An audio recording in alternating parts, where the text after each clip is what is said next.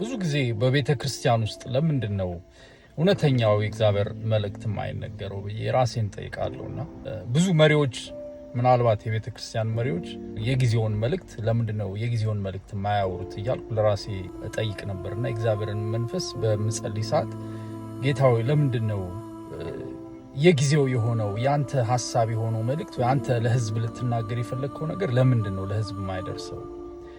በእርግጥ እግዚአብሔር በሌሎች መንገዶች ይናገራል፣ ሕዝብ ጋርም እግዚአብሔር ያሰበው ነገር ይደርሳል።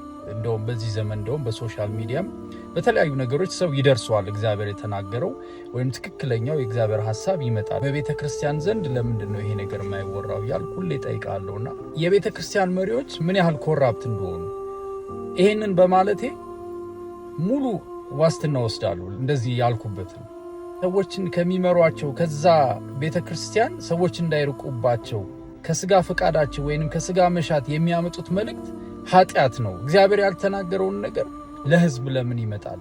ለምንድን ነው በዚህ ዘመን ከቁሳቁስ ጋር የተያዘ ነገር? እግዚአብሔር እኮ ከቁሳቁስ ጋር ምንም ጉዳይ የለውም። በቃ ማለት ሉክ እስቲ ተመልከቱ እስቲ ብዙ ሰዎች አሉ በዓለም ላይ ክርስቶስን ያላገኙ በጣም ብዙ የበለጸጉ ሰዎች አሉ። በጣም ብዙ ወልዚ የሆኑ ሰዎች አሉ። ለምንድን ነው ለሕዝቦቻችሁ እንደዚህ ይሆናል፣ እንዲሆንልሃል፣ እንዲታገኛል? እግዚአብሔር ከጨርቅ ከመኪና ከልብስ ጋር ምንም ጉዳይ የለውም። ከምግብ ጋር ከምትኖርበት ሀገር ጉዳይ የለውም። እግዚአብሔር ከነፍስ ጋር ነው። እግዚአብሔር ከመንፈሱ ጋር ነው ጉዳዩ። እግዚአብሔር መንፈስ ሰዎች በውስጣቸው ይቀበላሉ። እግዚአብሔር መንፈስ ይሰማሉ። እግዚአብሔር መንፈስ ይተገብራሉ። እግዚአብሔር መንፈስ የሚላቸውን ይሰማሉ፣ ይታዘዛሉ ከሚለው ጋር ነው እግዚአብሔር ሐሳቡ ጉዳዩ። ዛሬ እውነቴን ነው የምልህ ምንም ጉዳይ የለውም ካንተ መኪና፣ ካንተ ልብስ ጋር፣ ካንተ ኑሮ፣ ከቤት ጋር፣ ከምትበላው ጋር ካለህ ነገር ጉዳይ የለውም እግዚአብሔር። ወዳጄ አትሾድ። በየቤተ ክርስቲያኑ እንደዚህ ይሆንልሃል፣ እንዲህ ትወጣለህ፣ እንዲህ ትገባለህ፣ በዚህ ታልፋለህ፣ እንዲህ ያጋጥማል የሚሉ they are not right። እውነተኛው ትክክለኛው መልእክት ምንድነው? የጊዜው መልእክት ምንድነው? ኢየሱስ ክርስቶስ ሊመጣ ነው።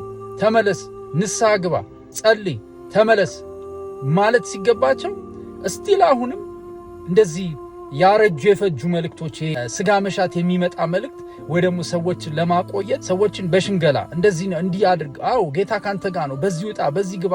ኖ why you say that? ለምን ትሉታላችሁ? ይሄን ህዝብ ጌታን ይመጣ ነው፣ ተመለስ፣ ተመለስ፣ ከምትኖረው ህይወት ውጣ፣ ከስተት መንገድ ውጣ፣ ከጥፋት መንገድ ውጣ፣ አቁም፣ ይሄንን አታድርግ። ይሄንን ለምንድነው ማትገስጹት? ሰው እስቲ ለምንድነው ይዛችሁት ወደ ሲኦል የምትገቡት?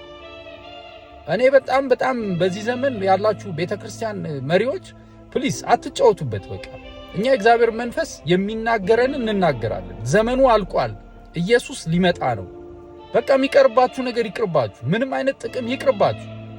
ምንም የምታገኙት ጥቅም ከህዝቡ ይቅር። እስቲ at the end of the day እኮ ምንም ያን ጥቅም ይዘነው የምንሄደው ነገር የለም። ይልቅ ሰዎችን እውነቱን ተናግረን አስመልጠናቸው ወደ መንግስተ ሰማያት እንዲሄዱ፣ እንዲመለሱ፣ ካሉበት ህይወት እንዲወጡ ብናስተምራቸው፣ ብንነግራቸው፣ ብንገስጻቸው ኢየሱስ ክርስቶስ ያንን ነው የሚፈልገው። እግዚአብሔርም የሚደሰተው በዛ ነው። ፕሊዝ የቤተ ክርስቲያን መሪዎች ፕሊዝ በቃ እግዚአብሔርን ትክክለኛውን የጊዜውን መልእክት ተናገሩ። የጊዜው መልእክት አይደለም። እኔ አስረግጬ እነግራችኋለሁ። እኔ በኮንፊደንስ እናገራለሁ ዛሬ የጊዜው መልእክት እናንተም ተስተላልፉት አይደለም። የጊዜው መልእክት ኃጢአት በስቷል፣ ተመለሱ። ሰው ባለበት ደንዝዞ ነው ያለው፣ በስራ ተይዞ ነው ያለው። ግባ ወደ ጓዳ፣ ጸልይ፣ ተንበርከክ፣ ቤተሰብን ልጆችን ይዘህ ተንበርከክ፣ ወደ እግዚአብሔር ጩህ።